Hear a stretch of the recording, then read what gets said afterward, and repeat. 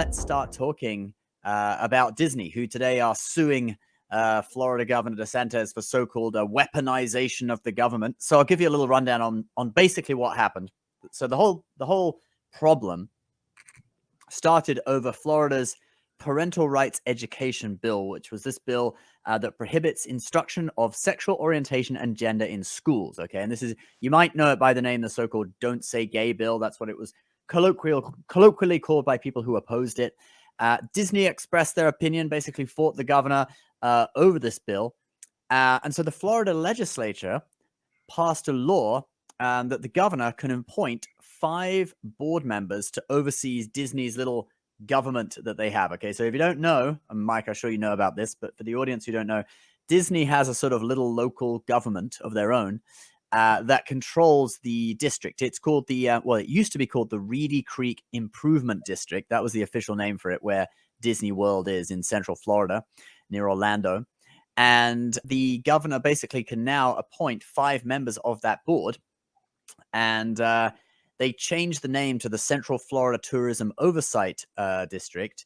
And yeah, so the governor appointed 5 people to replace the elected members of that board. And it's kind of funny. He thought that he might tax Disney's hotels and was even considering placing a prison on next to Walt Disney World. But what happened, okay, which is just corruption 101, is that Disney actually got to these 5 members and they basically signed contracts with them that these people sort of willingly gave up the power that the board had. And so DeSantis has had to appoint new board members now to replace these people. And they've been finding a lot of, contracts that Disney's signed. For example, the new supervisors last week discovered another so-called 11th hour agreement between Disney and the previous supervisors that allowed the company to set its own utility rates. And they had all these other things, like they didn't need planning permission for building or whatever. And they were basically had their own police force, I think even. They were just governing that area themselves. So yeah, that's basically what's happened. Yeah, years and years ago, back in the 50s, Disney got the rights to this entire area around Kissimmee, Florida, which is just south of Orlando. And they owned such an expansive amount of land. Walt Disney just bought up all this land. Back then it was marshland. No one cared about it. Legal wetlands didn't really exist for developing, so they didn't have to worry about that stuff. It kind of gave them carte blanche for the area and allowed them to do whatever they wanted with the property, assuming that it was all in good faith to help grow the area in Florida at the time. With that, Disney created their own fire department, their own police department, they weren't elected officials. They might have said something along those lines, but let's be clear. They were elected by Disney. Yeah. They were appointed by the Disney people. And so, when you go to Walt Disney World, it's just this massive expanse of land. And even between the parks, there's just open land everywhere. And they have they're completely exempt from all Florida state laws, that allow for property development, that gives them the authority to do as they feel necessary to grow their business. Originally, it was an incentive to get them to locate in Florida, I'm guessing, right? That's up for debate. I think fundamentally what it was is that the state of Florida allowed them to have the rights to do whatever they want because they had such a large amount of land, and the state's going, well, we don't have the ability to govern something like this that you're trying to do, Walt. Why don't you do it yourself? You have the money for it. And at the time, back in the 30s and 40s and 50s, Florida was not even anything near what it is today, right? Florida has the largest population growth out of any state in America the last couple of years, I think since 2020. And so it's really, I think it was just made it easy for them and said, we don't have to worry about this area. No one lives there anyway. And now Kissimmee is just like this massive metropolis that's just spread out. And Disney's been given the ability to say, yeah, well, we have the police. We don't need your police. Don't come here. We don't pay taxes to the state of Florida. We don't have this, that, and the other thing. And, DeSantis, even before the current issues that are going on, he revoked their stuff last year. He said, we're done. We're doing away with this. You're going to start paying the state of Florida. And, it's interesting because I think one of the congressional members of South Carolina told Disney that they're welcome to come there. And I would be really surprised if South Carolina would allow for anything like Disney had. The only reason was because there was no one there to begin with. Yeah, and I mean, I don't think they're going to move that park is massive. There's no way it would cost billions to redevelop it in South Carolina. So I would say they're kind of stuck. Yeah, the only thing I could see them doing is saying, okay, well, we'll open another Disney World in the Northeast, where I think they've wanted to for years put something close to New York City. I mean, there's a Legoland up there now. It's surprising, that they don't have anything in New York City, but the Legoland is only open for half the year, so that could be why. Climate. Right. So that's the big thing about Florida. But I mean, why are they going to go and sue the state of Florida now? Like, are they going to try to pull this out of the jurisdiction of the state? Are they going to try to have the federal government go over this case and try to go against the state of Florida with being in Florida? The only thing I can even compare it to would be like an Indian tribal land, right? So that's the only type of thing in the United States that gets this amount of recourse to allow to do what they want. And then they still have to follow federal laws to some extent, so it's pretty interesting to think about, where are they trying to go? Are they just trying to gain publicity, or, they're going to fight it, but how much are they going to really achieve by doing it? Yeah, that's it's interesting stuff. Here's what they say actually about the DeSantis's actions, that it's retaliatory and it's anti-business and it's unconstitutional. That's according to the lawsuit that they filed. Unconstitutional. Yeah.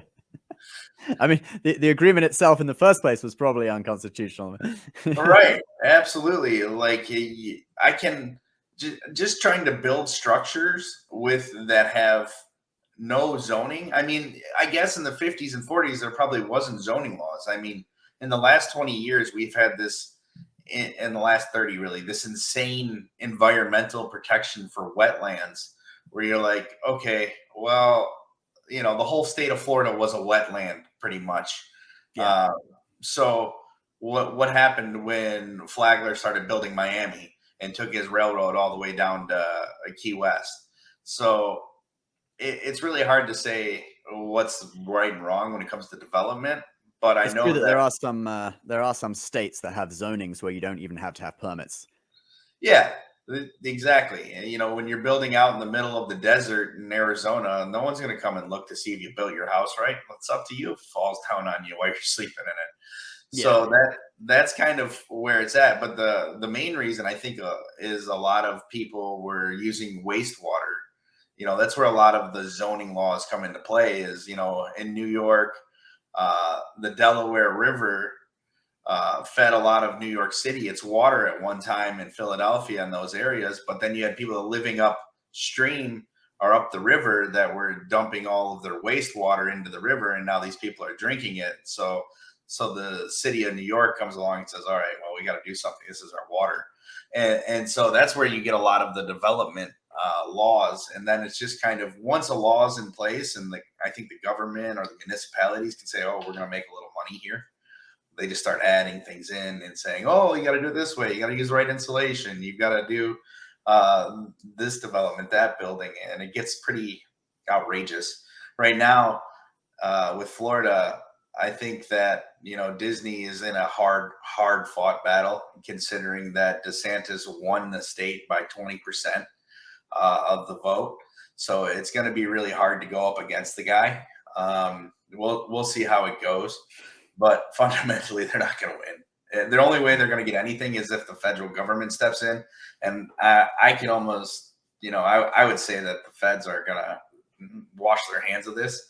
They're not going to want to get into a battle of one of the most lucrative and wealthy states in America. Florida has a surplus right now of revenue. They're not in debt. If you go to California, what are they running? Almost $40 billion debt. Deficit, right? Yeah. Yeah. So it's pretty interesting to think that, you're going to go up against Florida. Well, there's money here, and there's no personal income tax here on top of it. So where do they get all their money? Tourism, taxing hotels, something Disney's not getting hit for, hotel tax. So, that's a big deal. You can stay on property in Disney and you don't get hit for any of those extra fees. You go to another hotel at Universal Studios, another great big place, you're getting hit for those fees. So, so it's not really fair also to other companies locating in Florida, is it? No, it's definitely not. I mean, again, it's something that needed to be changed and is being changed. It's just Florida's going to, have to continue to tighten down on it. And it's crazy that Disney turns around and says, well, okay, you elected those people. Let me go buy those people. It's essentially what they did. They lobbied and bought the board that was put in place. Okay, so how do we eliminate these people? All right, these people. When does it become that there's laws in place that says if you're an elected official for a municipality, county, or government seat, you cannot take additional funding? How many people do you think are going to turn around and say, I don't want to be that anymore? I bet you half of Congress would leave. So we can't get money besides what we're paid by the government. They don't get paid that much otherwise. Well, I mean, I think the congressional gets like $170,000 a year, right? Which compared to like a CEO, that's not very much. Compared to a CEO, that's not that very much, but compared to the average American, that's like twice their wages, 3 times their wages. That's good money. So, when you think about it, that's, I mean, I think a lot of people would raise their hand and say, yeah, I'll do that. It's just, I don't know. I think when you're thinking about someone who can operate at that level, though, because all these people are like, even though some of them are corrupt, they're very, very sharp and intelligent, and so if they weren't in Congress, they would be doing other stuff in business. Well, I see you laughing. Some of them, a lot of them are, to be honest, a lot of them are like, I think most of them are. I know there's a few exceptions that. There's definitely some people in Congress where you scratch your head and go, Mitch McConnell, really, buddy? People have perhaps got to the top for different reasons, but maybe the ones I feel like there are many Congress people though who do operate at a high level, and if they weren't in Congress, they could probably be in private business doing pretty well in high positions as executives in companies and earn probably a huge amount of money. So and maybe that's where they should stay. Perhaps it is because that huge amount of money comes with interest, right? Not interest meaning you're making money on your money, but interest from that entity that has that money. It says, well, if we pass this bill and give a tax credit to the oil company, well, I'm on the board at Exxon, so I think that the corruption is really saying, well, you can serve for Congress and you're not going to be allowed to make any additional money outside of what you currently operate. Any additional funds that come in, you can't have except for what you've been given.